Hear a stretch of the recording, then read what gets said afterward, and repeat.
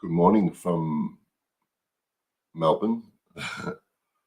Early morning, very early morning. Hey, Dushan, good to see you. Sent you wearing Bel Ami. Lovely. Hello, everyone who's just joining us. Once Alex is available, I'll let him join the stream. Can you just let me know if you can hear me clearly and see me clearly?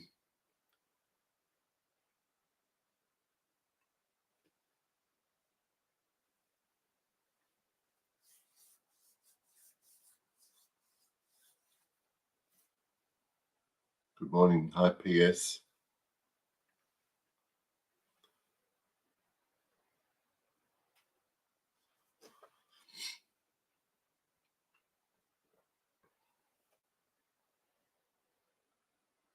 What time is it where everyone is at the moment?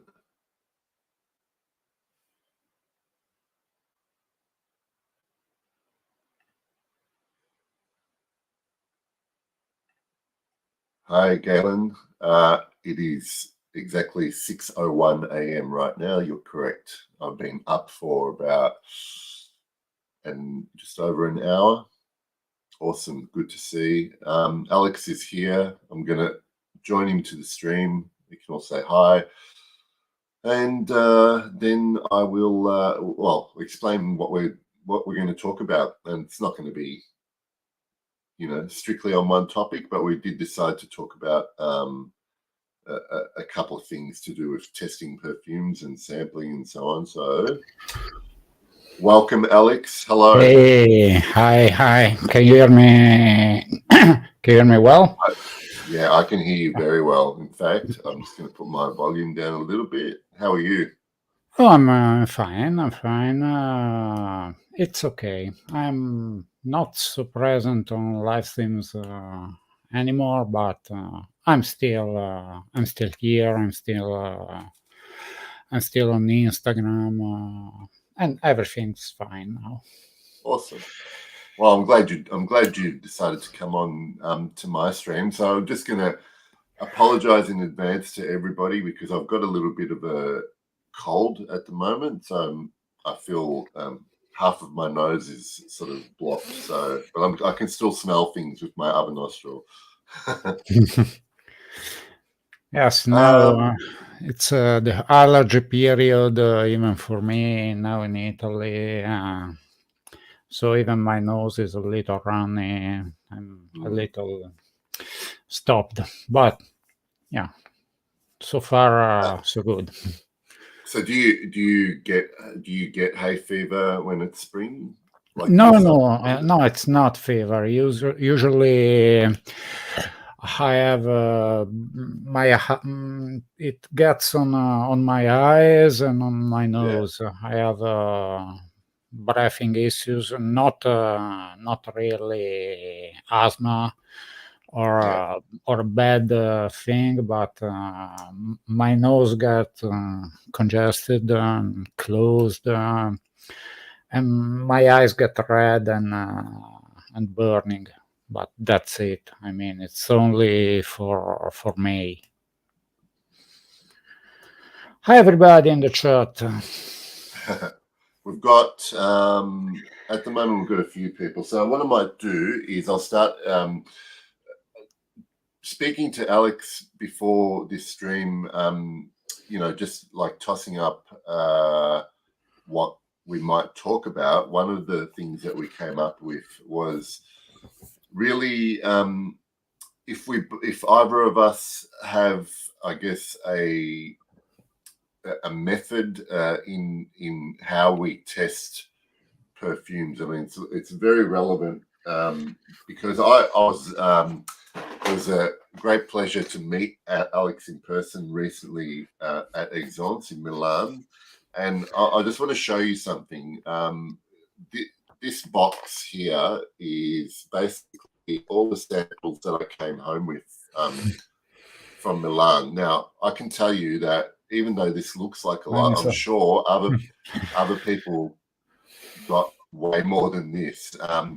And the reason I'm showing you is because, like, I over the years, and I'll ask you about this soon, Alex. Over the years, I've kind of become become habituated to the way I test perfume, especially if I end up buying a bottle of it.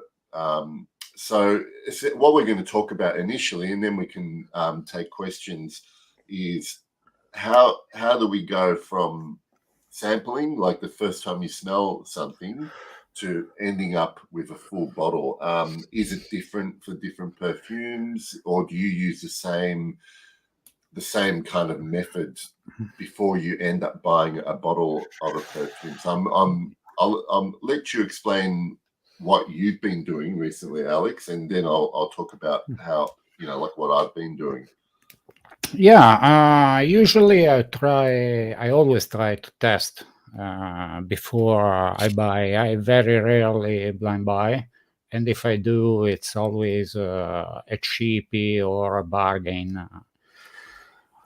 And what I do, I usually, for example, if you remember at Texans, when we met, the first booth we went to was Argentum.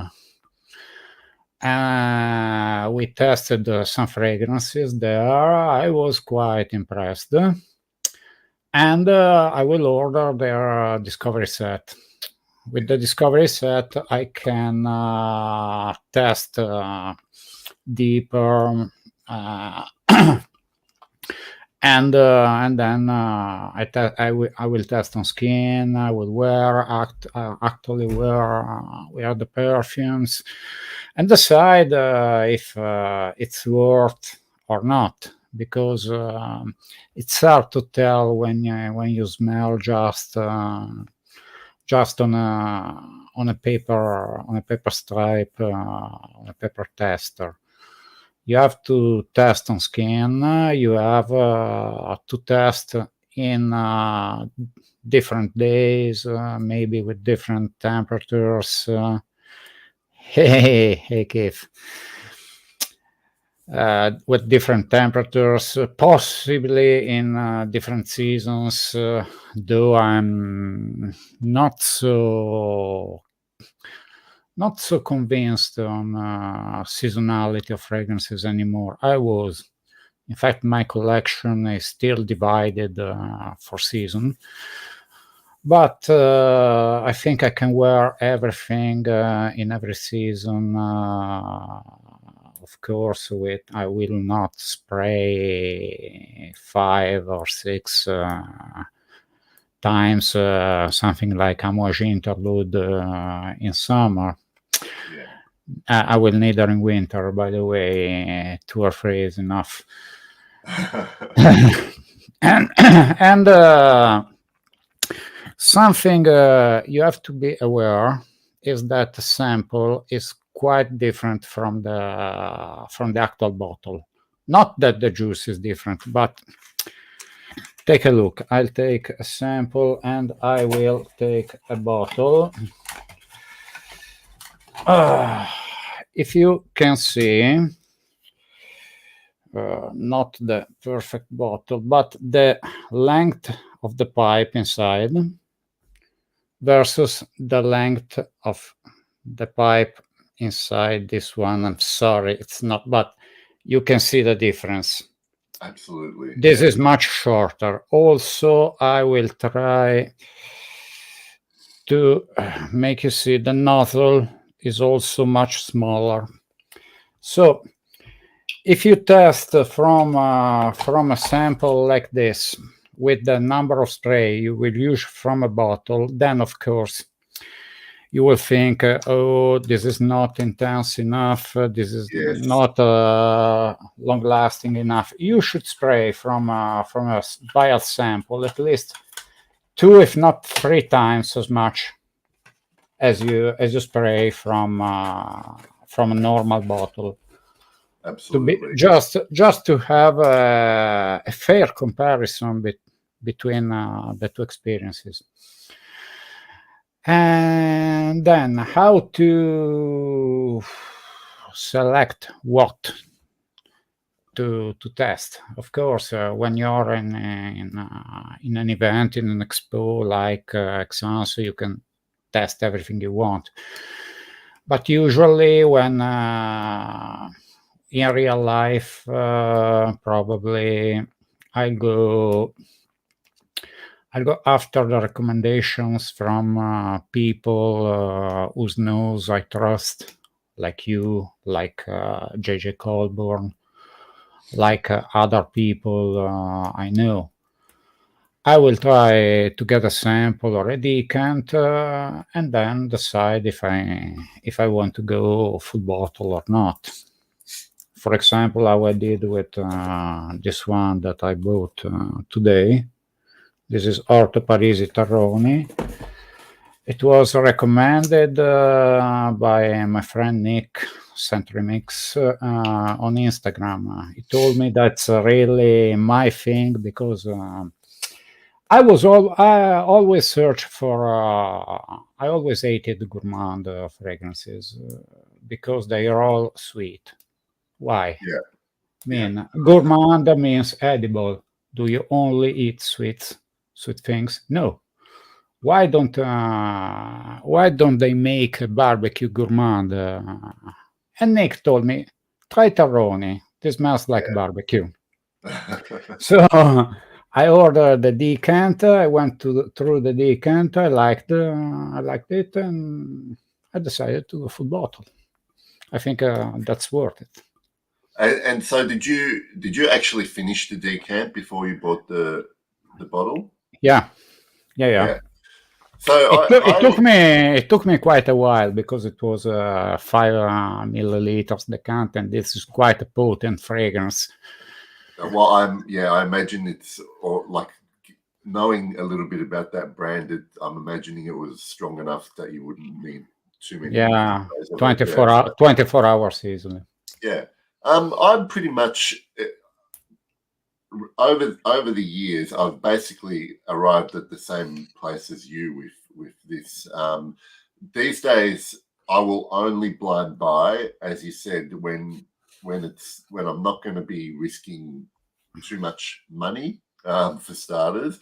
And if I have heard people that I trust say things about it and it's consistent, like I would be, that's one situation nowadays where I will probably blind buy something, especially if it is not easy to get a sample of. Like, but otherwise, first I'll always go to Facebook groups and see if anyone's got a decant or a sample. Like, that's really my first go here in Australia, anyway. But then I'm so glad that you mentioned the difference between what amount of juice you get from a little sprayer compared to the bottle, because no one really talks about that. Nope. And then you see so many people have different experiences between what they tried in their little sample spray compared to what they tried from a test, in the store, for instance. I learned it. I learned it the hard way with when I bought the full bottle of Amouage Reflections. I used to spray from the vial sample, and yes, it was powerful, but not that much. I remember when I got the full bottle, I sprayed it 8 times. It was unbearable. It was clawing. It was. I can imagine. I almost choked myself, and and maybe it's different. But like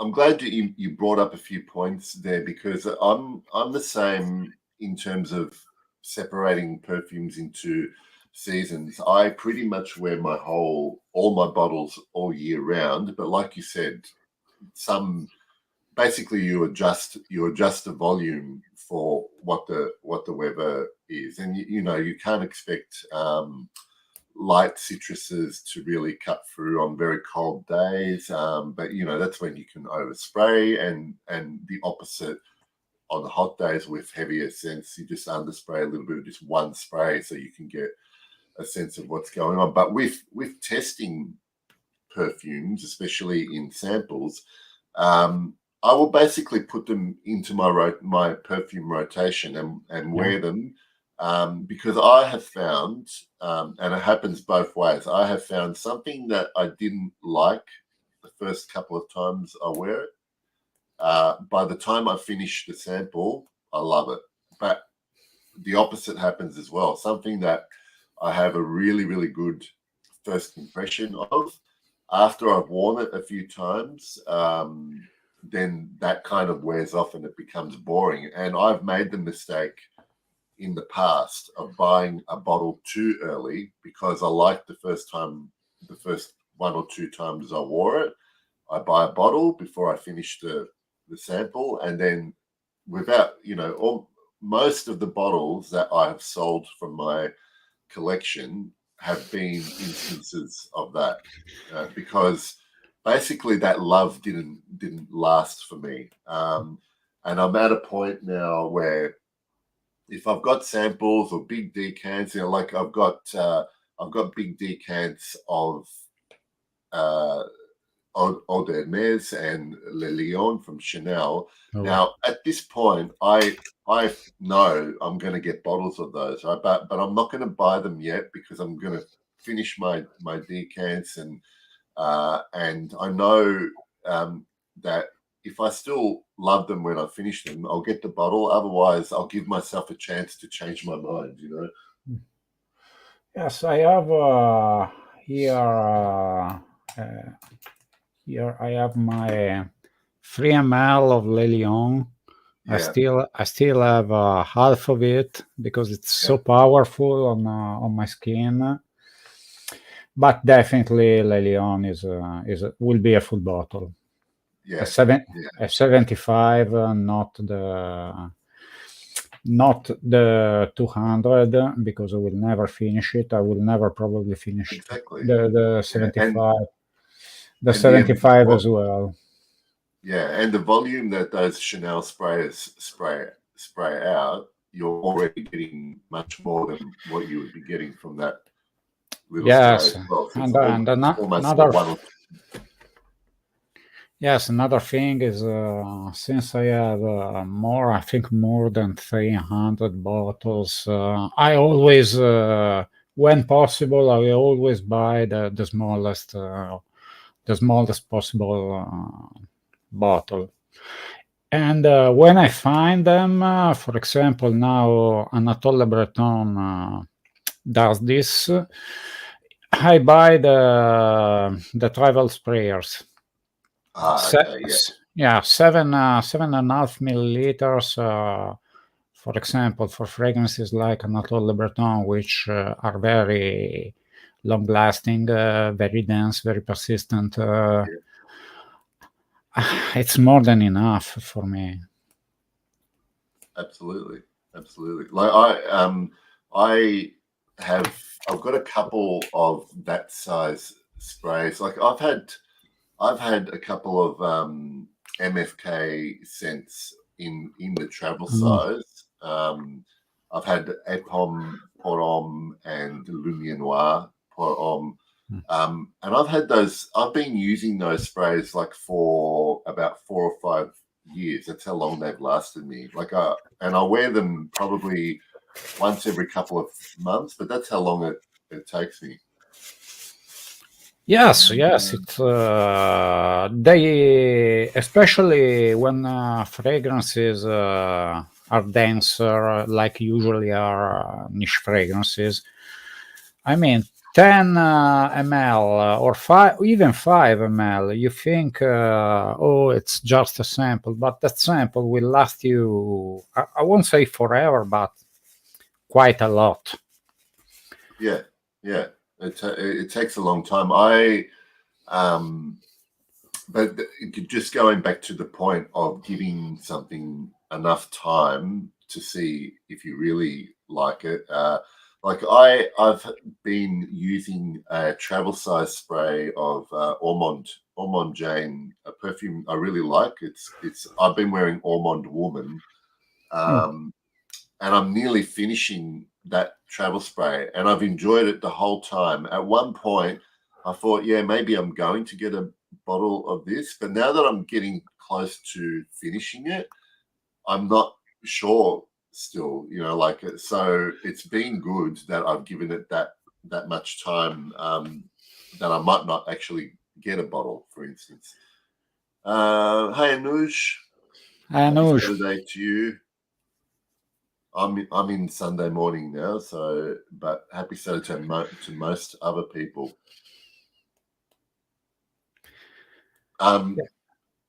So my next question to you though is, what are you currently testing that, like, you don't have to talk about everything, but what are you currently testing that you already know you're going to get a bottle of? Like, have you made up your mind on any of them?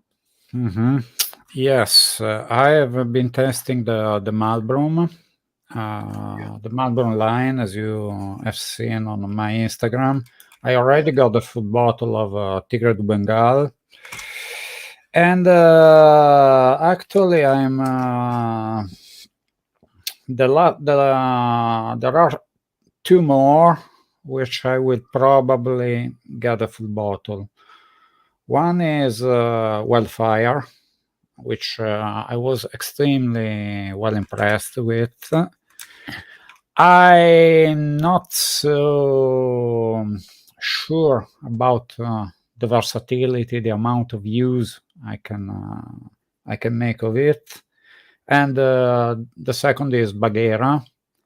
Bagheera, I'm sure I will make a lot of use of it, because it's really my kind of thing. It's leather, iris, and violet leaf combination, which is extremely smooth, but has a lingering dirtiness. In the base. It's not the leather doesn't go really animalic, but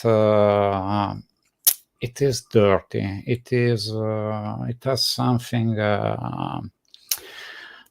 that smells almost off in that roundness, that extreme. It's extremely polished, extremely smooth, but with the touch, that spike of dirtiness that makes it even more interesting. Can you just tell me what the name of it is, and I'll put it up in the chat so people. Yes, it's Malbrum Bagheera, like the like the character from the Jungle Book. Yeah, exactly, the Black Panther. Let's see if I can. Unfortunately, well, it's not really.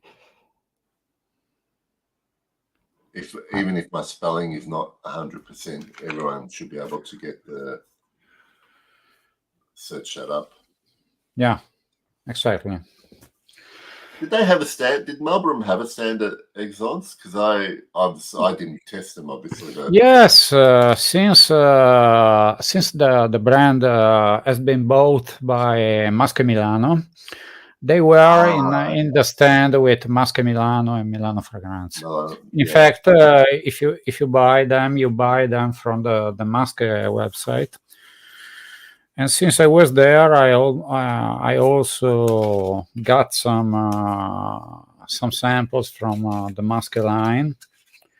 White Way, Slay of Fern, Terralba, Hemingway, Monte Cristo. I already had Monte Cristo, but Monte Cristo is quite good.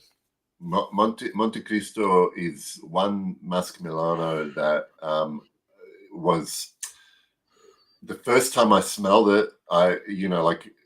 it was a few years ago, actually. The first time I smelled Monte Cristo, it was one of those perfumes where my first reaction was this, and then I kept wanting more of it because as you know, it's there are quite strong sort of animalic aspects to it, Yeah. but it's a very, very addictive perfume. Like I would actually, I want to get myself a whole sample of it just to wear it properly and test it because I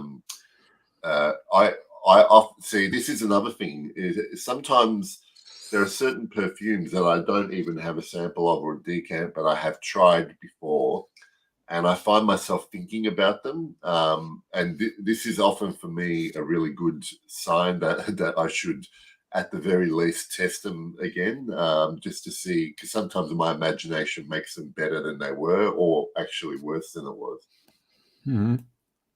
Yes, that's a very. Also, the other, as far as I've only tested them on paper strips, are quite interesting.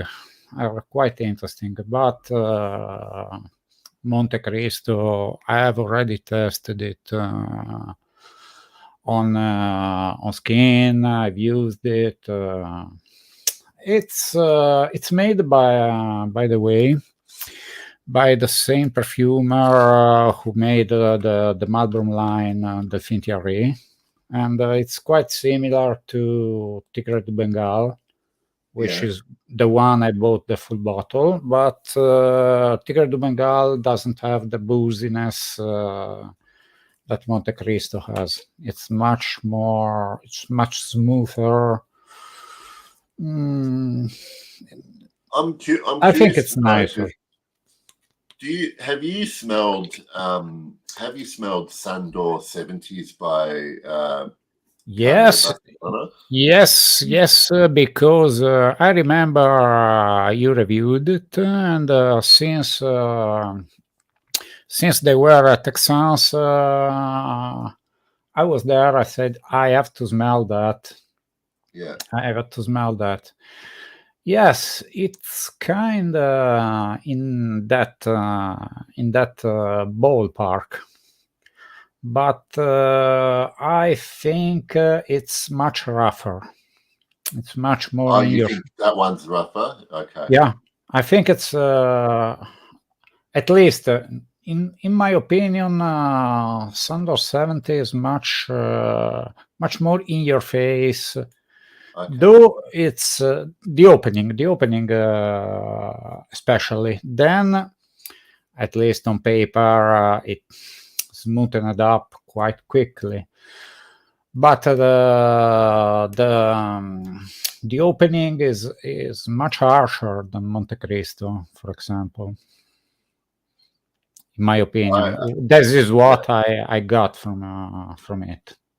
Yeah, I think I'm going to make a mental note to try and test both of them again, because I never got to test them properly, and that would actually be a good topic for a video, just to do a comparison, even though they're not the same perfume, but like different. I guess they're trying to sort of go for a similar vibe for each of them. And by the way, since I was in the store where I bought my Orto Parisi today, they also have the Francesca Bianchi line. Yes. And since in Milan it has been impossible for me to test because it was always overcrowded. Yes, yeah. I wanted to test the new amber, the Byzantine amber. Yeah. I tested it side by side with Tarroni. It was a hard battle because it's very, very, very good. But I decided to go with the Orto Parisi because Byzantine amber is very similar to Chanel Le Lion. That's a very good point, because I think I remember thinking the same thing when I smelled it as well. Well, at least it's much cheaper than Le Lion if you want an alternative. But I think maybe Le Lion is a bit better, but it's clearly in the same ballpark. Also, Tigre du Bengal is in that same kind of ballpark. It's much smoother. I won't say it's more refined than a Chanel, of course, because nothing is more refined than Chanel. But for example, Le Lion is smooth, but it's really powerful. It's not subtle at all. It doesn't have a lot of nuances. It's really everything in your face from the get-go, and Yeah. that's it. While Tigre du Bengal is subtler, it has more nuances. It's though it is in the same ballpark because it's a smoky ambery fragrance, a woody smoky ambery. It's smoother, it's subtler, it's not as powerful as in your face as Le Lion.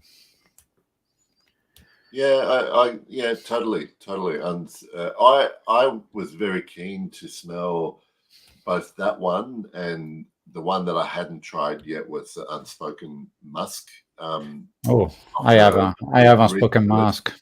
Yeah, I actually, when I smelled both of those, because they were the first ones I'd smelled, I really liked, I was leaning a lot to Unspoken Musk. I thought that was really, really nice. Yeah, I had to make a live on Instagram from Exans with another Italian guy, a friend of mine, on free masks, because we wanted to speak about Unspoken Musk, about Baruti, Oh My Dear, and about Orto Parisi Bergamasque, which are three declinations of masks, all very different. I think probably Francesca Bianchi is the most unisex, the most subtle and close to your skin one. While the Baruti, Oh My Dear, it leans more masculine. It has that signature Baruti licorice touch. Yeah. While Bergamasque, it's the antithesis of refinement in mask. That's a 24 hours bergamot mask, animalic mask, and oud. Yeah. I don't know the note listing because Orto Parisi never gives out the notes pyramid, but I clearly smell some woody, probably wood, in the base. It's and being a bergamot and musk, you can think it's a summer warm weather fragrance. Yes, it is. If you want to smell like that for a week, go on. I like it, so I don't mind it. But if I had to buy a musk fragrances among the three, would be the Baruti for sure.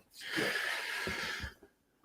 But I still have to smell the one, the musk tonkin you were talking about, but I can find it anywhere here, so I will have to order a sample to find a sample somewhere. Yeah, if you do, I'm really interested to hear what you think of it.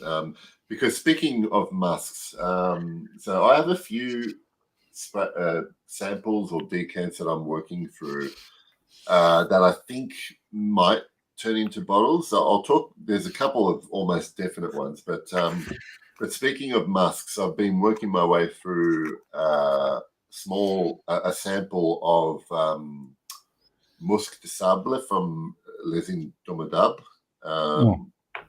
Very popular perfume brand from the last couple of years. Yeah. I'll just type it in case my pronunciation was terrible. Yes, I'm always wary when a fragrance brand becomes too popular. Yeah. That's something that puts me off usually. But this house, because I don't know if you notice this, but in the last 3 or 4 years, there seems to be an explosion of these niche houses. Niche. When I say niche, they come up with an entire line like Les Indomptables. I'll name some other brands like Maison Crivelli, Maison Ribacci, Parle-moi. All of these brands have come out, but this brand here, Les Indomptables, seems to have gotten probably the most positive hype, I guess, because it's hype, whether it's yeah. Authentic or not, it's still hype. But when I say that, a lot of people I follow like a lot of these perfumes, and obviously they're not cheap either. I mean, this brand is not cheap No. by any stretch of the imagination. And I haven't tried all of them, but this one here, because a while back I started testing a bunch of different musk perfumes as well, and this was one of them. And so far, this has been the standout for me. It's not an amazing perfume, and at this stage, if I had to tell you right now, if I was getting a bottle, probably not. If I find one that's discounted or even a partial bottle that's really good price, I might consider it, because I do enjoy wearing it. But you were the one, when I went, just for everybody else who's watching, one of the things I really wanted to smell when I went to Exence was the Bruno Accompora. Did I pronounce that right? The musk, their famous musk perfume. And Alex was very kind enough to give me a sample of it that he'd gotten from the stand. So I'm looking forward to sampling that and testing it properly. But just on that sample, I noticed that they put their samples in a dabber instead of a spray. So I will be putting that in a sprayer bottle, because I can't test things with dabbers. No, that's their traditional thing, because in the 70s, when they started, they were producing perfume oils. So the dabber was the way to go. And by the way, when I was talking to the owner of the brand, that lady, she's the daughter of the founder of Bruno Accompora, and she told me kind of gossipy thing that musk was actually Simon Le Bon's signature scent. So that's a nice new for me. I mean, I was a fan of Duran Duran when I was a kid. So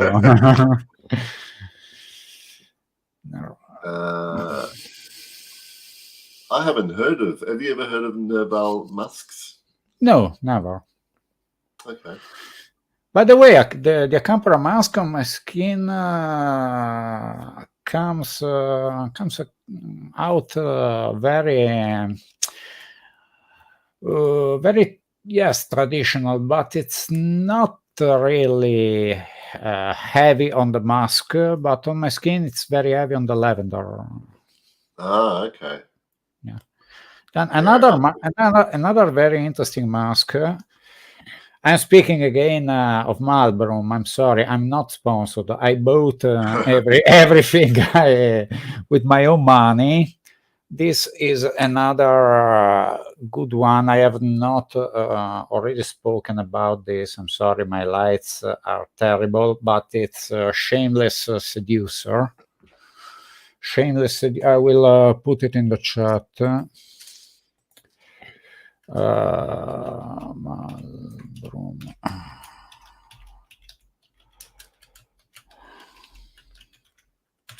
Yeah. Here it's in the chat.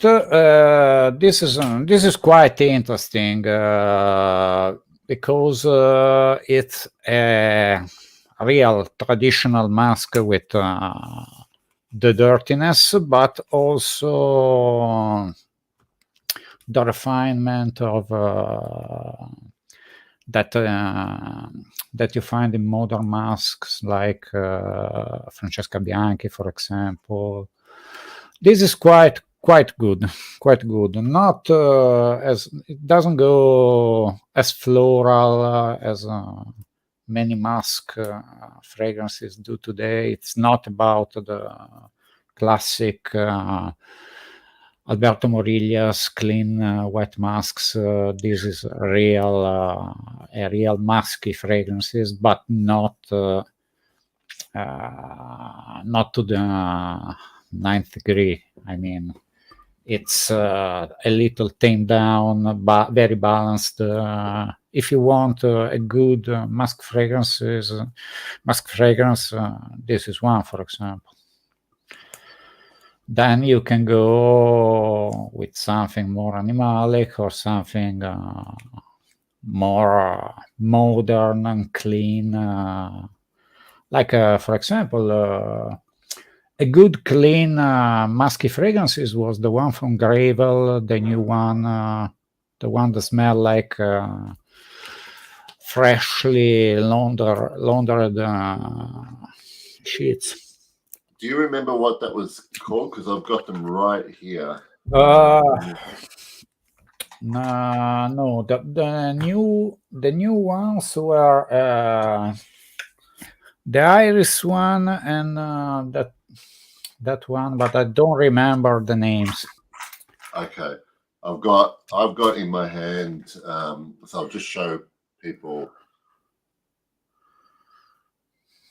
That's I think that one is Across the Ocean. This one's called American Dream. I've got 46th Street. One called Hazel. I'm sure I've got Hazel. Probably Hazel is the musky one.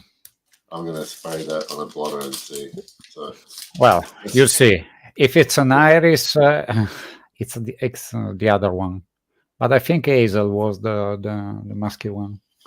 That's Gravel. So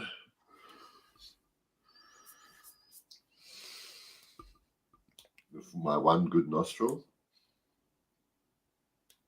I can smell Iris. Definitely. Oh, okay. So probably it's the other one. Okay. Across the Ocean, probably. Let me see on their site. Is that your dog barking, Alex? Yes, unfortunately, okay. Yes. I couldn't tell if it was mine or yours. No, it's mine. It's mine. Let me see. No, Across the Ocean is not the new one. Okay. No, they still not. Evolution. Evolution is the one. Okay. Maybe I don't actually have that one. I can't see it here anyway. Okay. Evolution. Well, they have put it now because on the they are new and they have presented them at Texans and they were not on the website until these days. I remember I've searched a couple of weeks ago, but there are still no trace of them on the website. But now they are.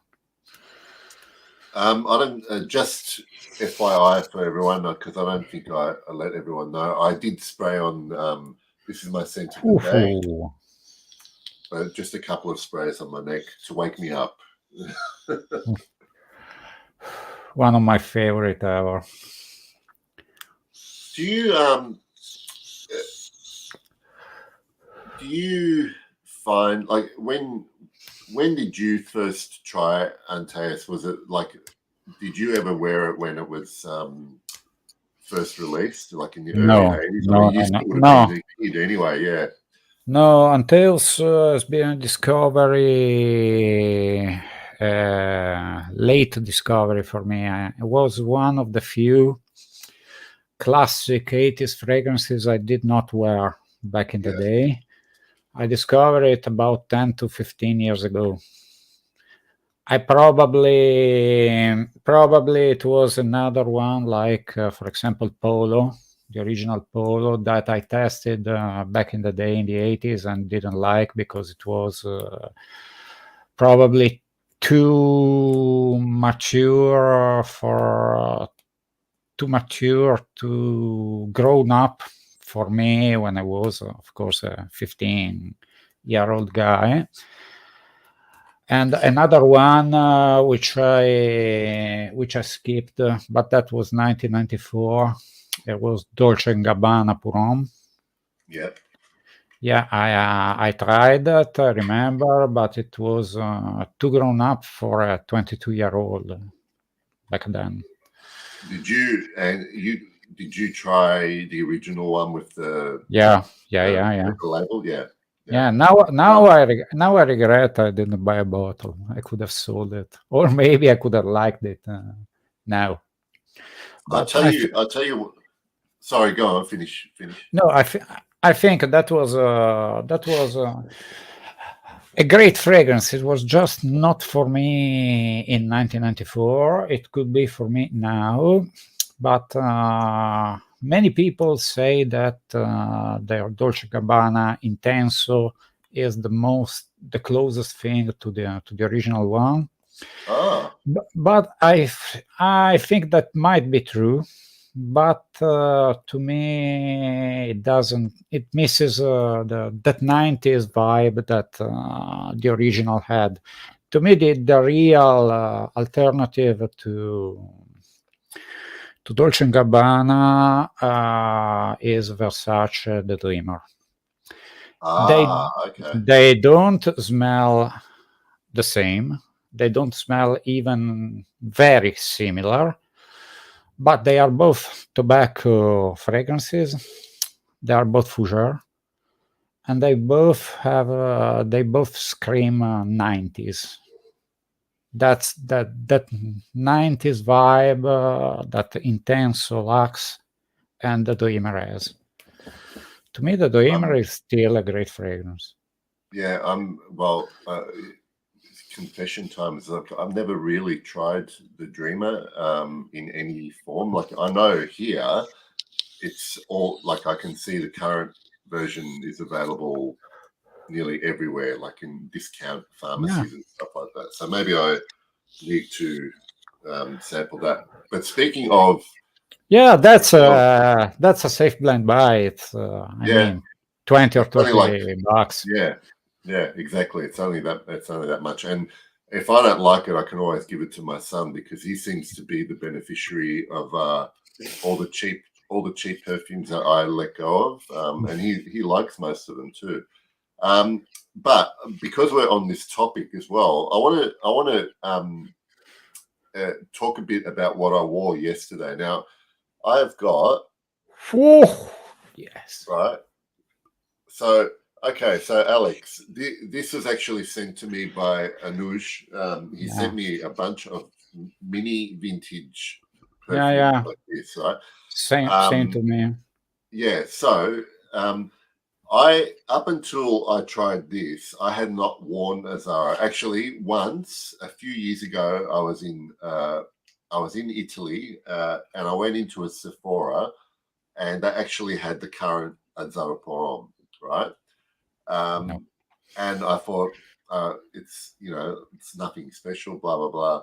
And when I wore this one, because I'm assuming this is old juice, when I wore this one, I immediately recognized this perfume because this was released in 1978.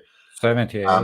Yeah, so I was about in 1978, because you know this, we're the same age. I was about 6 years old, and when I smelled this, I thought, hang on a minute, this is what I could smell nearly every adult man around me wearing at the Yeah. time, right? Because this was almost like the Sauvage of its day, like in terms of popularity. Yeah. Because it's all I could smell. And I remember distinctly my grandfather, who was older, obviously older than my dad, he wore Old Spice, and that Old Spice was more for the older men. My younger uncle, he would wear Pinot Silvestre, and that seemed like the younger person's perfume. But Azzaro used to be the smell. Like if I think of men wearing aftershave or cologne, I think this is the smell that I remember. It was like it really took me back to that time, instant scent memory, scent association. Yeah. And by the way, it's beautiful smell. Yeah, and that was actually one of the first bottles I bought for myself. I clearly remember it was 1989. Yeah. So I was 17. And I bought Azzaro Purom, and unfortunately I rebought it a couple of years ago. The current formulation, it is nothing like the original. I mean, you can still smell the DNA, but it's like the skeletal version of what it was. And I usually don't recommend to search for vintages because the prices are extremely inflated. But for something, if you want the real experience, the real to smell what the real deal was about a fragrance, like Azzaro, like Polo Green, probably not so many other, you have to go with the vintage. Azzaro. I actually received from Anuj the same mini bottle. I asked him to notice me if he comes across a full one, because I missed that. I missed the smell. Well, I haven't. While we're on the subject, the other one that I've actually tried from the ones that Anuj just sent me, the other one that blew me away a little bit was this one. I don't know if you can. Givenchy Gentleman. Yeah. The current formulation is still quite good. I mean, it's not the same as the vintage, as the one. It's in a different bottle in the current one, yeah. No. It's quite similar, yes. But they are confusing. Their line is quite confusing because this is Givenchy Gentleman. Then you have Gentleman Givenchy, which is completely different fragrance. Yes, Givenchy Gentleman is still a good leather patchouli fragrance. It's not exactly what it was, not as powerful, but it's still quite good. And like many others, I think, for example, YSL Kouros is still a great fragrance. Chanel Anteus is still a great fragrance. Well, that's the thing. They might be a little bit different, but what they course. are today, they're really good in their form that they're in today. Yeah, you can still smell the Kouros DNA in its purity. I mean, you can easily recognize its Kouros. Okay, the dry down doesn't doesn't go that animalic, that powerful as it once was. Okay, if you really crave for that pissy smell, go for a vintage, absolutely. But if you want just the chorus DNA, that fresh, complex, honeyed, animalic DNA, you can still have it. I mean, it's not as powerful, it's not as animalic as it was, but it's still a great fragrance. It's even more wearable now for those. I even think a lot of people might disagree, but I even think Fahrenheit is still good. Yeah, in its after they have butchered it from the 2000s on, the last reformulation which I have, it's the closest to the original. It's not the original, but it's the closest to the original, and it's quite good. I find that the current one just isn't as leathery as the original, and Yeah, it's probably not. It doesn't feel as strong as the original was. I remember the original was one. No, or two the original was ferocious. Yeah. Well, it lasted a lifetime, 3 showers, and then some. But I mean, the opening is what Fahrenheit is immediately recognizable by. Yeah, absolutely. That opening, they brought it back. That the opening is immediately recognizable as Fahrenheit. It's it has that violet leaf. It has that petrol smell. Okay, the dry down is not so powerful. It's not so leathery as it once was. Okay, but at least you have the opening. Yeah. That's kind of what you want from a perfume like Fahrenheit. It's so like I still haven't really smelled anything that's come close to it for something that's been around for what 35 years or whatever, longer. 1988. Yeah. 88. It hasn't. No one's actually come close to really copying its originality, for starters. No, there's nothing like it. And I mean, the dry down, it's not as leathery and powerful, but it's good. It's a good fragrance in its whole evolution, the current formulation. Well, for example, if you take something like Cool Water, Davidoff Cool Water, yes, the opening is still there. Not exactly how it was, but the opening is recognizable as Cool Water. While the dry down, the original had a wonderful woody dry down. Now it's just synthetic mandarin orange mess. It's dreadful. It's unbearable.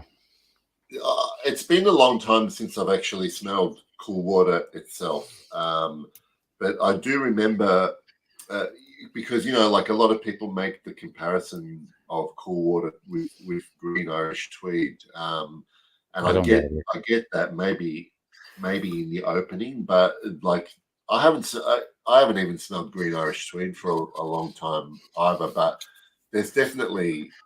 I don't think there's really any comparison with the current Cool Water.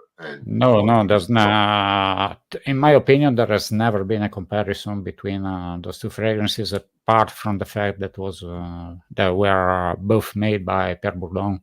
But that's the only thing they have in common, I think, because the vibe, what you imagine when you spray them is completely different. Green Irish Tweed, I imagine an Irish meadow in spring, a stroll through an Irish meadow, a Scottish meadow in the early morning, spring, slightly chilly. It's extremely green, while cool water is not a green fragrance. Cool water is a marine fragrance. Yeah. And it reminds me of a beach, of summer, a completely different scenario. I mean, yes, they have something in common, but really, I don't get any possible comparison. Then, of course, the quality of the fragrance is completely different. Yeah.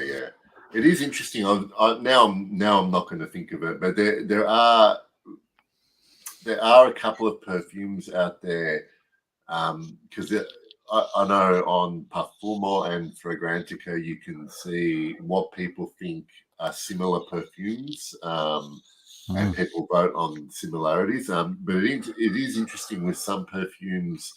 I look at, I think about what people are saying smells similar, and I'm like you with Green Irish Tweed and Cool Water. I don't see the connection at all. No, absolutely. But sometimes I think you must take those things on Fragrantica with a pinch of salt. I think many people put the thumbs up on yes, this reminds me of that, just because they heard there is a comparison, but they never smelt it, because there have been many fragrances I have checked on Fragrantica that I have, and they are and there's another fragrance that is the first in the line of this reminds me of another fragrance that I have, and it doesn't fit with that at all. So they are completely different, in my opinion, of course. Yeah. It's so individual, and you're right. There is an element of people just following along because they heard something and they actually have never really smelled something side by side. Duchamp thinks Guerlain is the best house ever. Do we have any opinions, Alex? I have to agree. I mean, as well, yeah. Probably Guerlain is the best niche brand that ever existed. One of the first, the one that kept the quality on top or almost on top. And if they are still making fragrances that have been made in, for example, I still have, I think you remember. Yeah. This one. L'Osmotique. This is Jiki. Yeah, I took a Jiki as well. And I have the current formulation of Jiki, and it's the same. Have you got Le Légendaire version, the last? Yes, and it's the same. Okay, there are some differences, but the scent profile is that. It smells exactly like that. Maybe this is more powerful. I don't know. I haven't tested it on skin, of course. But Jiki is still Jiki. After 140 years or so. L'Heure Bleue, Appareil Landais. Yeah. All Shalimar, Mitsuko, they are still made. They are still sold. They are onto something good, I think. And that's not even mentioning the classic masculines from the 50s and 60s. Like I still have current versions of Vetiver. I've got Habit Habit Rouge Rouge, and Heritage. Yeah, I mean, Heritage from the 90s, but still, it's one of those perfumes that could have been made in the 50s and 60s yes. and 70s. Also, L'Instant is 2003, but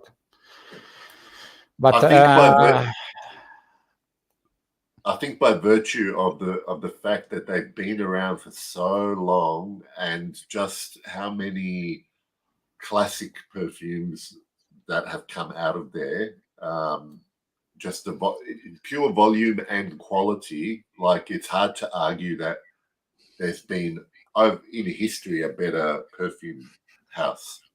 No, I think there maybe you can talk about Coty, but Coty was another historic brand, but in the last the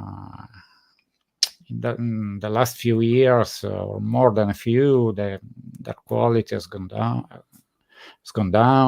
They are not the same anymore. They are not doing the fragrances they were doing back in the day. I mean, I think they invented the Chypre, the first. Yeah. No, probably there was a Guerlain.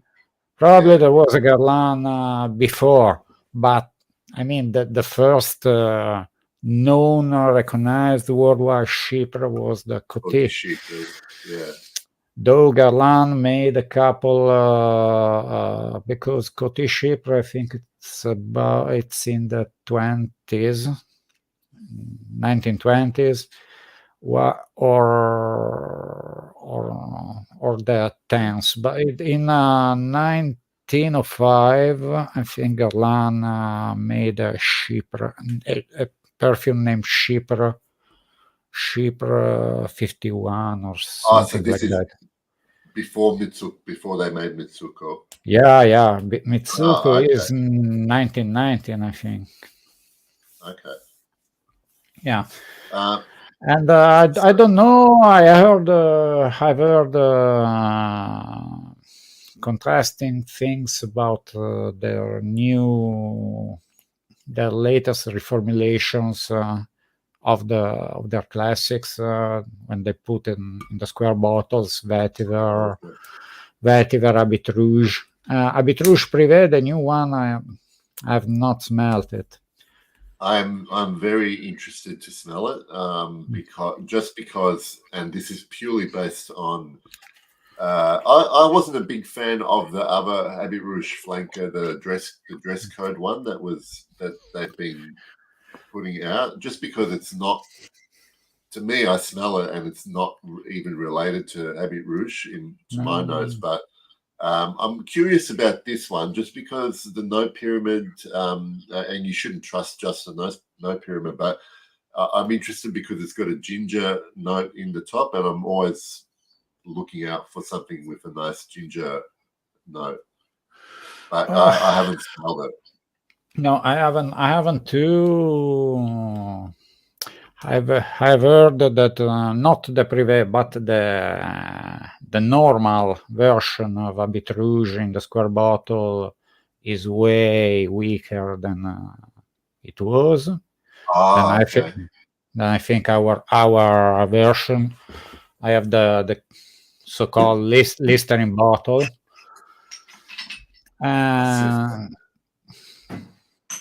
So, in case anyone. So this is my Guerlain Homme, but this is the Listerine bottle. Yeah, exactly. I have that of almost everything, apart from Heritage, which I have an older one, and yes, I have that. I have that Habit Rouge. And now they've put everything in this style bottle with the matching colors, I guess. So the Habit Rouge is this bottle in red, basically. I have that, but the 100 ml. Yeah. I got it for I think 30 or 40 euros when it was still in production, and they hit the discounters. Yeah, the Cologne. Yeah, this one was $20 when I Yeah. bought it. Yeah. Now you I can just wanted sell to- it for 200. Yeah, but even though it's not, like you would never describe this as an amazing fragrance, but I love wearing this Yeah, perfume. I always it's feel good wearing yeah, it. it's good. It's So it's co- I actually wouldn't sell it.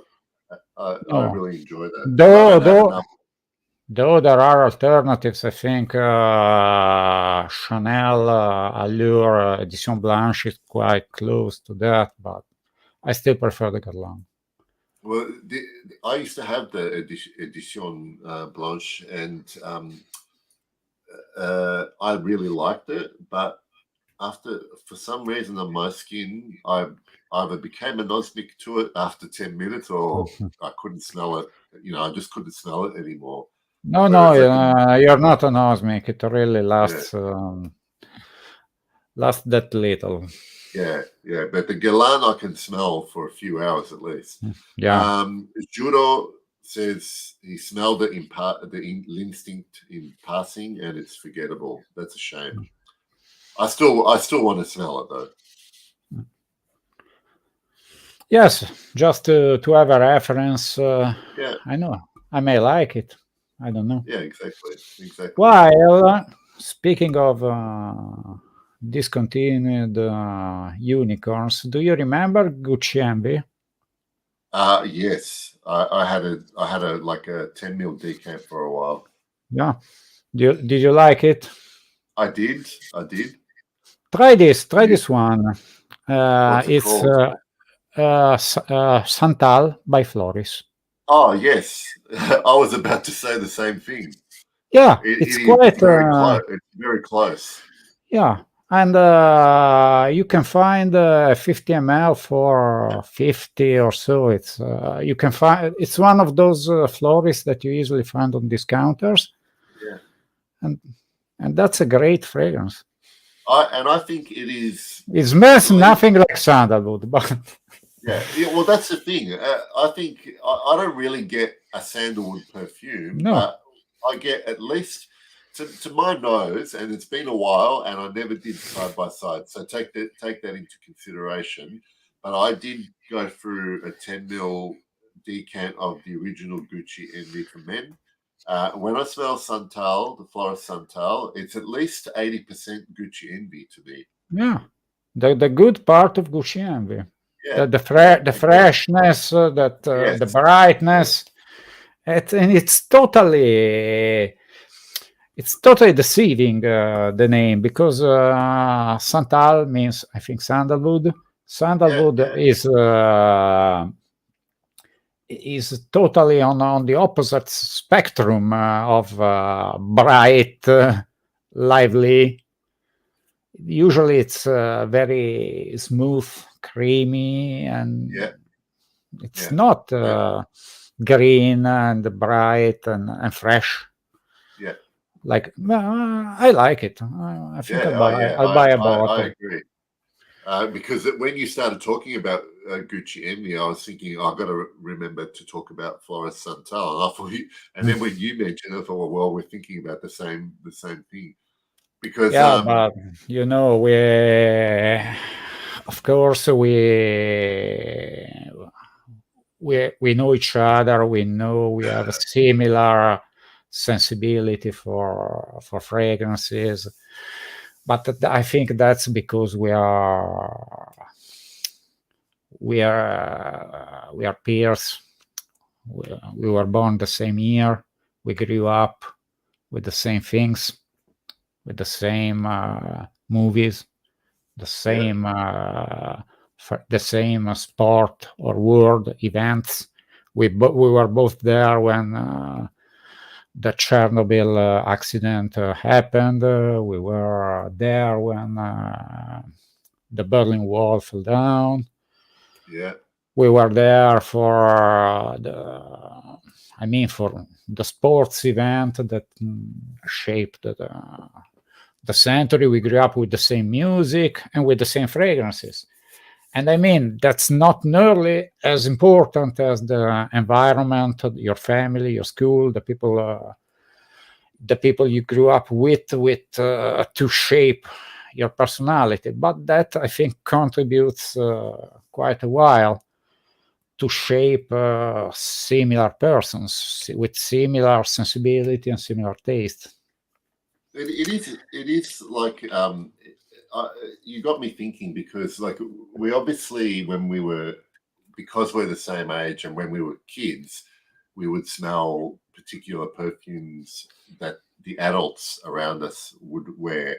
And just going back to when we were talking about Azzaro, for instance, my dad, he wore Fabergé Brut 33 just as a splash on after shave.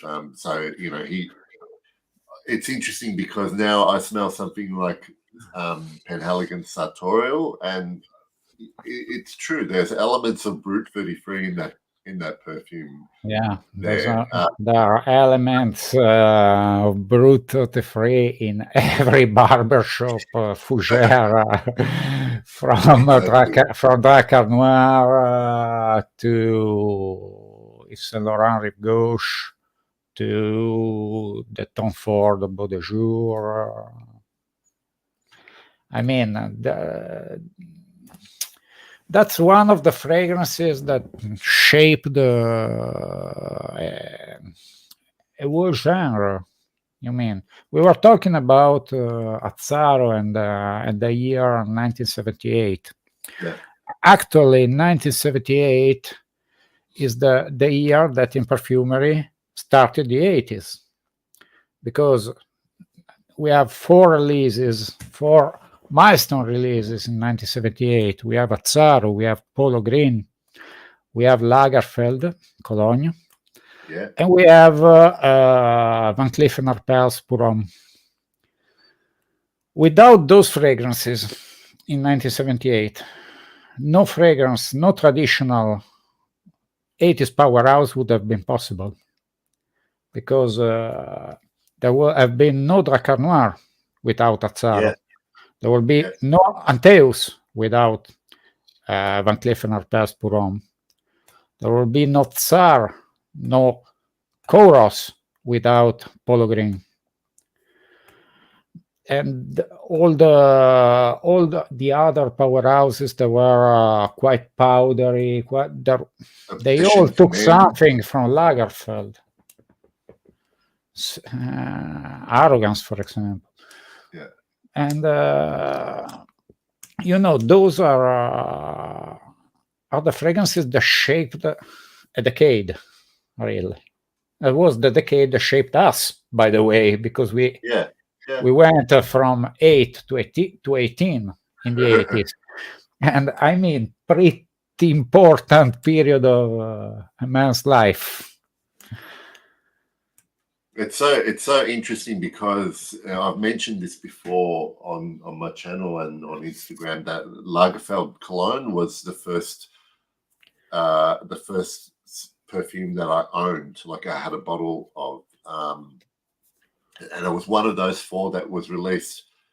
And now you're making me think about how that maybe shaped my taste future-wise. So if I'd gotten, for instance, Azzaro, for instance, or Polo Green, I feel like my taste might have started in a different spot and gone in a different direction, because so I had Lagerfeld Cologne in the 80s, and I was a teen, and then when I actually got to the age of 18, 19, 20, I got a bottle of Fahrenheit. Then I got a bottle of Jean-Paul Gaultier Le Male. And then we have all been there. We've all been there, But it's so funny. I don't know what it was like where you lived, Alex, but here in Melbourne, there was a period of time where you could not walk down the street without smelling Le Male. Right? Yeah. Le Male was the Baccarat Rouge of 1990, right? Thankfully in Trieste, we have no real Baccarat Rouge craziness. Thank God. But I mean, I remember in Italy in the 80s. I mean, what have been the smell of our generation is Dakar Noir for men, Yes. and Yeah. and Cacharel Lulu for women. Yeah. Yeah. I mean, you can say everything and the contrary of everything on Dakar Noir. That it has been reformulated, it's watered down, it's the shadow of its former self, but it's the smell of a generation. It's the smell of the 80s. It's the smell of our generation. And though you may have worn it or not, you have smelt it. You have experience with Dakar Noir. And everybody in our generation has memories attached to Dakar Noir. Maybe your first date, the first date you went on with a girl, you were wearing Dakar Noir. Or maybe for a girl, the first date or her first boyfriend wore Dakar Noir. Everybody has a memory attached to Dakar Noir or to Cacharel Lulu in Italy. I don't know if Cacharel Lulu was a big thing. It was. Yeah. Probably yes, probably that's because if a girl oversprayed the Lulu in Italy, you can smell it in Melbourne as well. It was pretty powerful. Well, I mean, even television advertising, for instance, that on TV, when you saw perfume ads, this is burned in my brain. As a kid, I remember seeing those Lulu television ads. So the big ones were Lulu. I very much remember when the famous Egoist TV ad was on there. And then even before that, when Calvin Klein, like Obsession with Kate Moss, Eternity with Christy Turlington, like that was CK1 everywhere. Yeah. CK1 that I remember black and white ad. Absolutely. Yeah, and that had a big influence. Like that was the first. I can just imagine how that changed buyer habits back then. Like all of a sudden, you see these beautiful people on TV wearing this perfume because before that, I mean, I don't even know much about. I know Calvin Klein had released a perfume called Calvin before all of that, but he really hit it. Like they really went big with Obsession, Eternity, Escape, and all of that line there.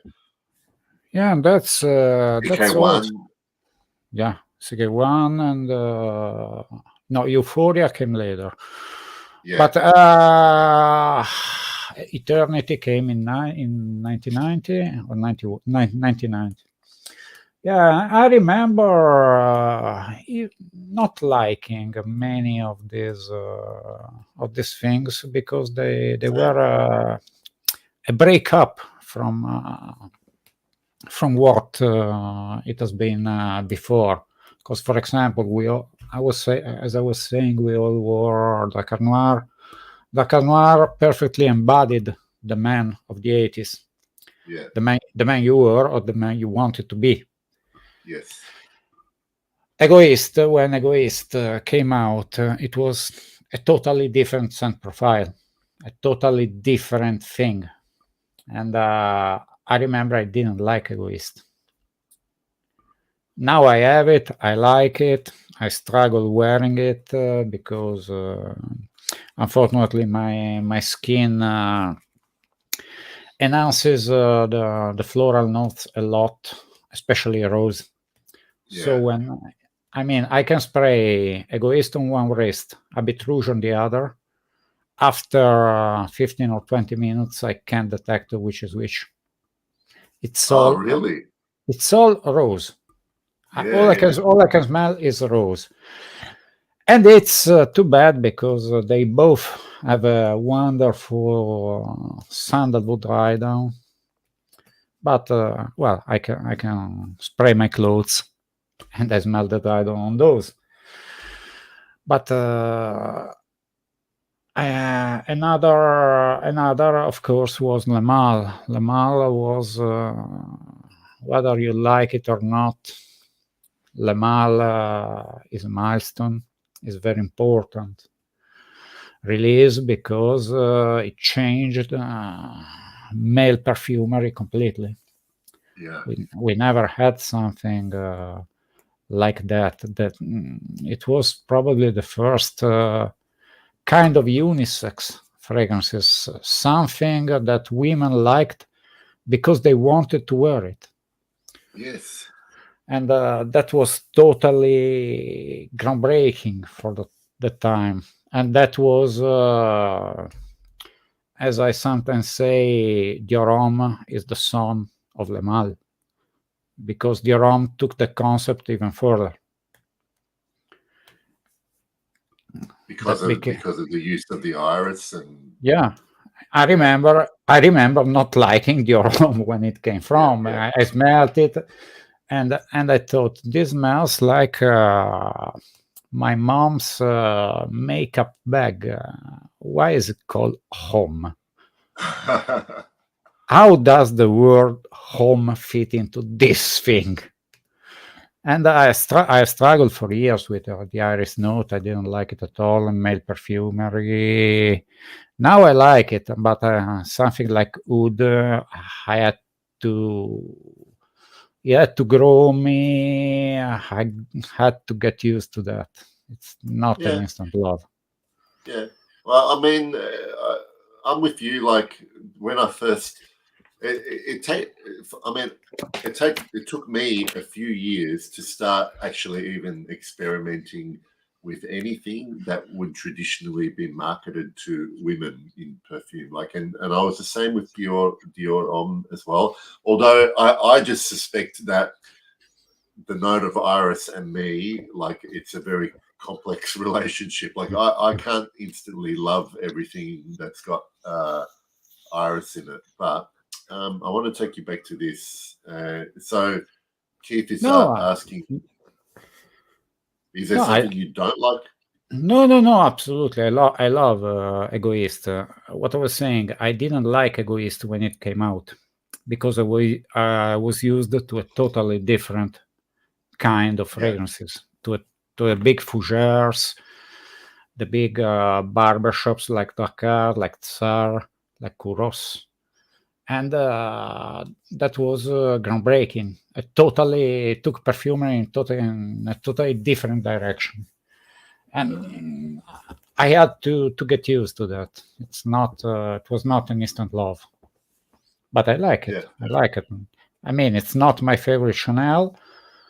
Probably will never be my favorite Chanel, but I like it. It is interesting what you were saying about, because it was interesting what you were saying about if you sprayed Habit Rouge on one hand and Egoist on the other, because I literally get the same effect. Like when I have, so I've got Antaeus and Egoist here, but yeah, but I actually have the opposite. So not that they smell the same, but the rose in Antaeus stands out way more to me than the rose in Egoist for some reason. But it is like, if anyone says that skin chemistry is not a thing, like, it's very hard to agree with that, because I know stuff smells different on me. I smell the same perfume.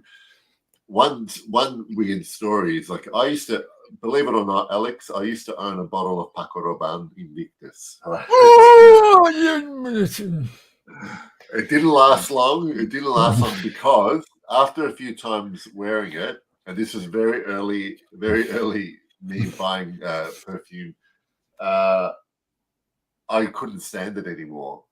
And one day I was at a family gathering, and I was talking to my cousin, who's a guy, and I said to him, "Oh, you smell like." I was genuine. I said, "Oh, you smell good. What are you wearing?" He said, "It's Paco Rabanne Invictus." And for example, in Antaeus, my skin doesn't push the rose so much. To me, Antaeus is much more.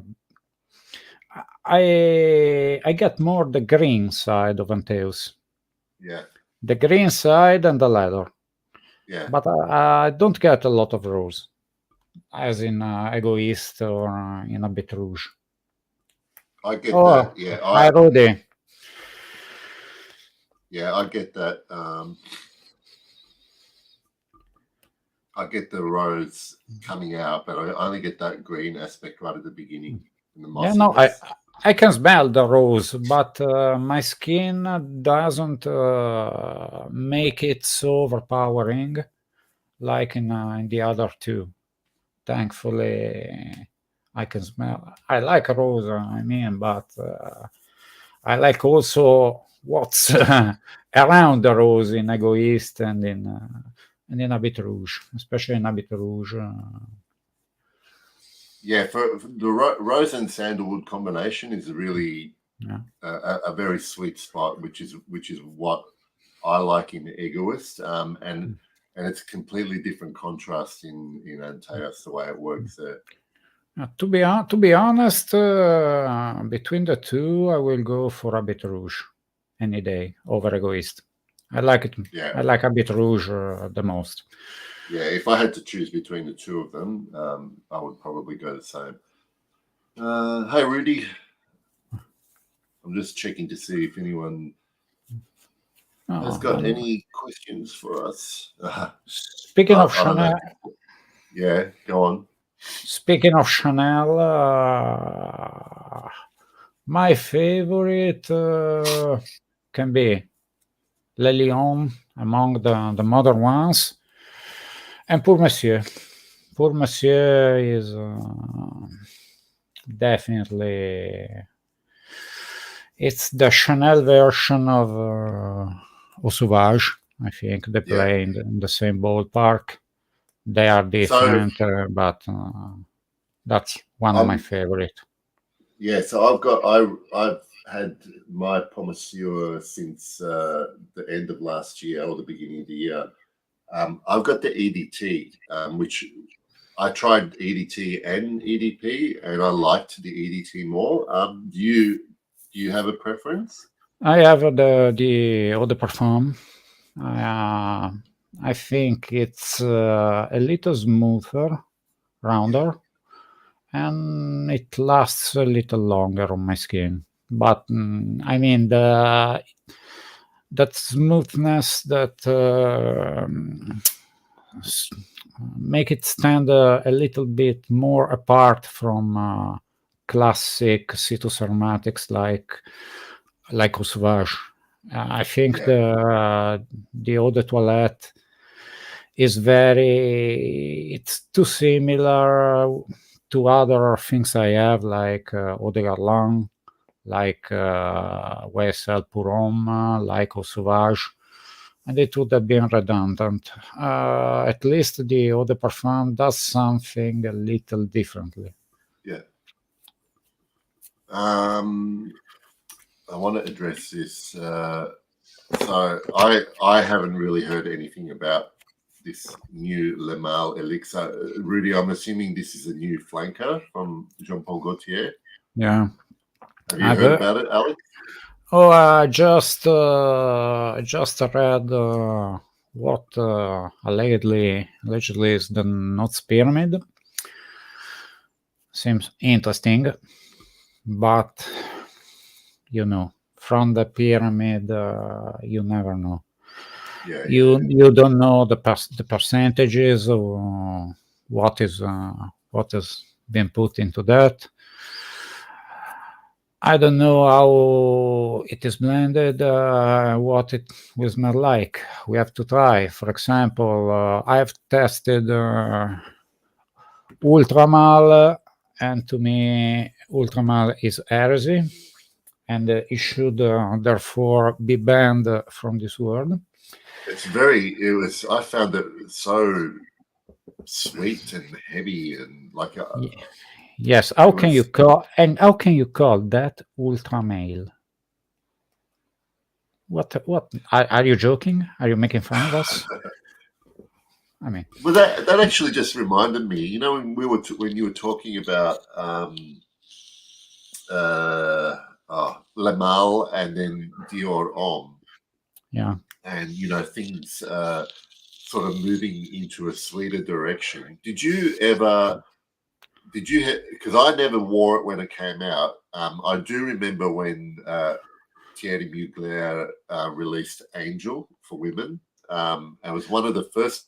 It was one of the first perfumes that I actually complimented a woman on, and I didn't know what it was. I didn't know what it was. The first Yeah. gourmand. Yeah, my daughter. I bought it for my daughter. Yeah. I bought her Angel and Alien. She actually likes Alien. Yeah. And Angel is a bit controversial for me because for as much as I wanted to hate it because of what it has represented, because it started the gourmand genre, which I thoroughly detest, I actually like it. I like the smell of Angel.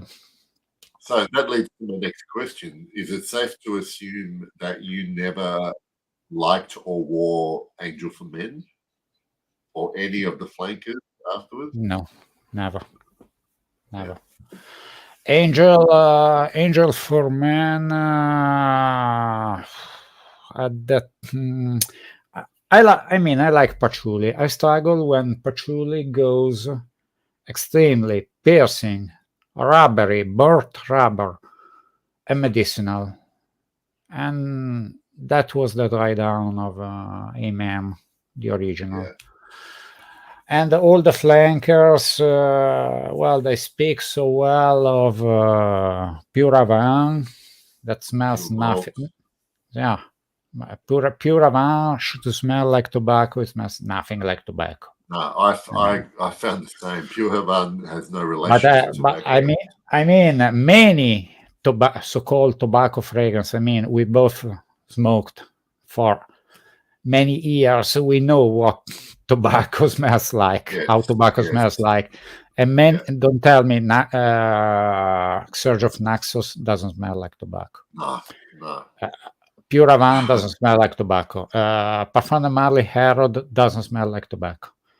Aramis Havana quite smells like tobacco. And I have a couple of rogue fragrances, Tabac Vert, that smells like tobacco leaf. Yes. Yeah, Naxos is a joke, exactly. But many of those are a joke. At least Sergioff makes some good fragrances. Not Naxos, but other fragrances are good. But Parfum de Marly makes one good fragrance, and nobody speaks about that. It's called Lipizzan. And it's a woody sheeper, which is very retro, vintage smelling, and it's quite good. But I don't think Herod, Layton, Carlisle, which I don't know why it's called Carlisle. It could just have been called Layton Intense because it smells or Jean, but because Carlisle smells exactly like Layton, just more intensely. I don't know why. I can't speak about the feminine side. I heard that Delina is fantastic, but I never smelled it. But the masculine line, I mean, why should I pay $250 for what is actually a mass appealing designerish scent? I just buy a designer and spend half the price, half the money. Yeah. I mean, you want a good masculine fragrance? Buy Acqua di Gio Profumo. It's incredible. Acqua di Gio Profumo, yes, yeah. Did you ever wear the original The original Acqua di Gio? Yes, I liked it. I still like the original Acqua di Gio. I Yeah. think it's still one of the best summer fragrances. No, that's interesting, Anush. Yeah. Well, it was probably for me. It was probably around mid-90s when I first smelled it on someone. So it had been around for a few years, but I'd never heard of it before. Yeah. For example, another fragrance that you can buy for relatively cheap, and it's still a great fragrance and does everything that any Parfum de Marly can do is Terre d'Hermès. Terre d'Hermès is a perfect masculine fragrance. Yeah. That's it. Yeah.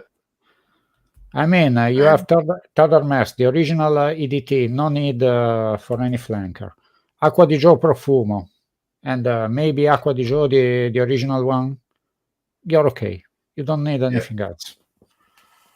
I agree with that. I mean, I do like the Pure Parfum version of Terre d'Hermès, but yeah, I haven't liked the Eau Intense Vetiver or the ginger one that's come out. Because no, but I think they are all very good. But I never felt the need for anything but the Eau de Toilette. Yeah. What about because we were talking about tobacco fragrances that don't smell like tobacco? One that popped into my head that, when I first got into this hobby, like talking about fragrances, and it doesn't get talked about much anymore, but what used to be something that was quite popular in the designer world was Dolce & Gabbana The One. Was that one that you ever experienced or liked? That's one I've never tried. I've actually never tried The One. No, I have tried. I never bought it, but I've tried it multiple times because it has always been hyped, and I thought, well, maybe I haven't smelled it correctly. Maybe I didn't get that, this and that and that. I tried over and over again. I never liked it. Yeah. It's not for me. I don't get the hype. I don't think it's anything special. I think it's just a fragrance like thousands of other. It does nothing. It does nothing in it that stands out, that makes me want it or want to wear it. Absolutely nothing.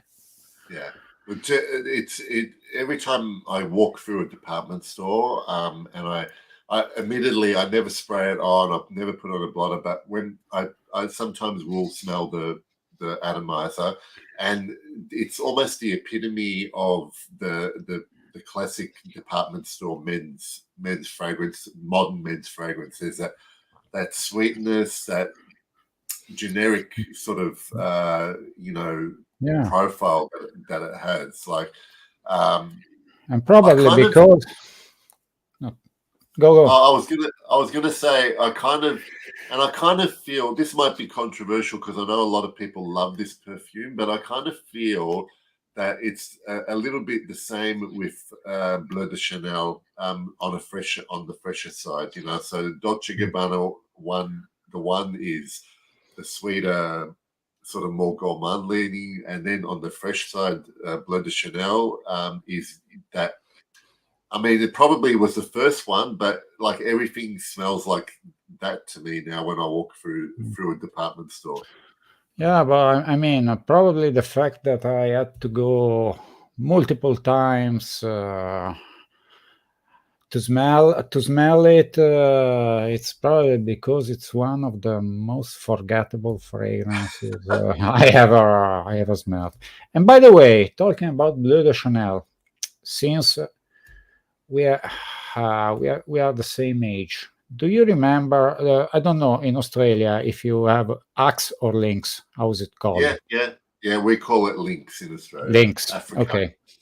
In the 90s, there has been released a Lynx named Tempest. I don't know if you remember that.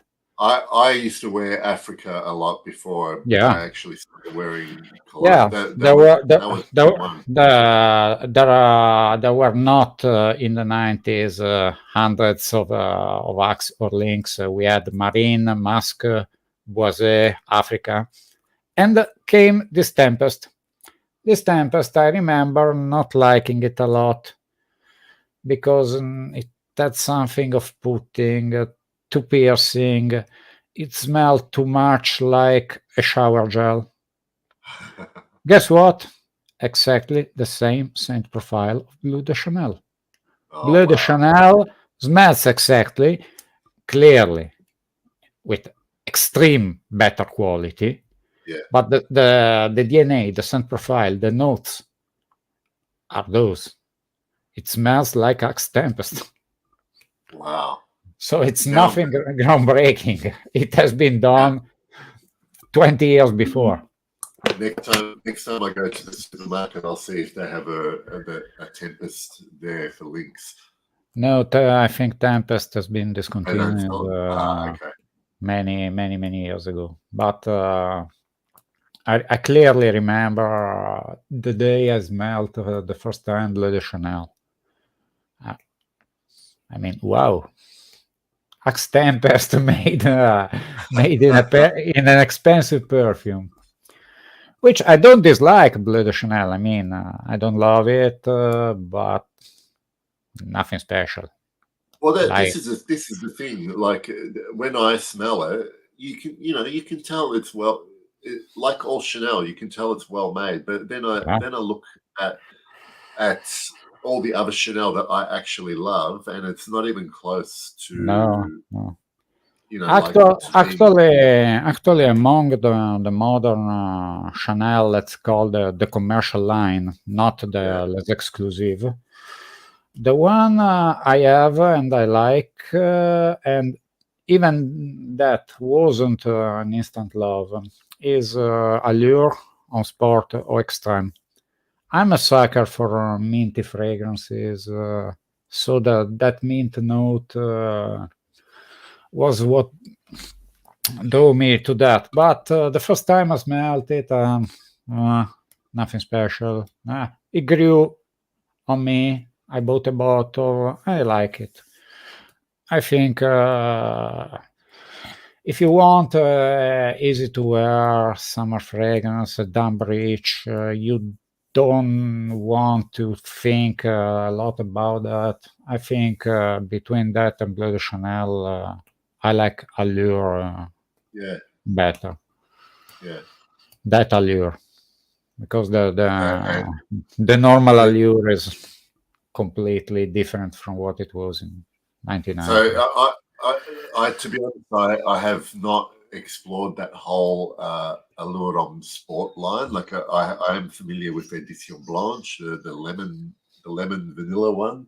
That one there, like a lot of people, that's a very popular one. A lot of people really like that Au Extreme version. So I might need to try it out. It also sounds something that if I don't like, I'm sure that my son will love it. So definitely, he will love it. But I think it's nothing groundbreaking, nothing special. But it smells good. Yeah, it smells good. In my opinion, smells better than Bleu de Chanel. Yeah. All right. So we're getting close to 2 hours, and I couldn't. I was going to sort of cap it off at 2 hours because long live streams I don't have the stamina for. But if anyone's got any questions for Alex or myself, I'm just scrolling back to see if I've missed anything. But if you want to ask us anything at all, feel free, and we'll do our best to answer them. Otherwise, I'm very happy to speak to you again, Alex. It's been a while since I had you on. And I hope. Oh, by the way, I don't think I'm going to be going to Florence this year, so it's a bit sad. Are you planning on going to Pitti in September? I'm thinking about it, but September is still far away. Yeah. I wanted to go last year. I had the accreditation, but at the last moment, I decided that Croatian beaches were more alluring than Florence. We'll see this year. I will make the accreditation and decide at the last minute. I thought you were coming. I'm sorry. For whatever reason, I can't fly to Florence from here. I can fly to Florence, but I have to give up like over 30 hours to get there, and it's like almost could have cost me twice. Why don't you just fly to Milan and then catch a train? It's I could do that. 3 hours, I think, with the hyperfast train. I'll make my final decision in July. Otherwise, if it doesn't happen, I'm all set for Milan next year. Oh, Milan. I mean, I've never been to Florence, to Pitti. But they told me that it's smaller, quieter. It's not open to the public. So, I mean, honestly, I don't know about you, but I think you feel the same. We didn't felt a lot of difference between Thursday and Friday and Saturday and Sunday on Exans. I mean, it was constantly overcrowded.